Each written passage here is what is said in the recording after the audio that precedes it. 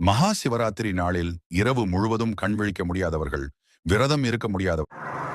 இந்த இரவு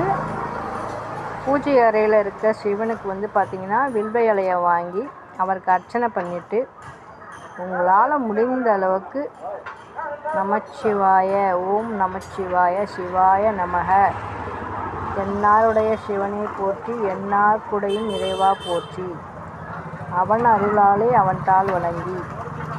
நமச்சிவாய, சிவாய நம, ஓம் நமச்சிவாய அப்படின்ற மந்திரத்தை மட்டும் உங்களால் முடிந்தளவு பூஜை அறையில் சிவனுக்கு முன்னாடி ஒரு விளக்கேற்றி இந்த ஒரு மந்திரத்தை சொன்னால் மட்டுமே நம்மளுக்கு வர எல்லா பிரச்சனையிலிருந்தும் நம்மளை காக்கக்கூடிய ஒருவர்னால் அது சிவன் மட்டும்தான். இதை மட்டும் செய்யுங்க.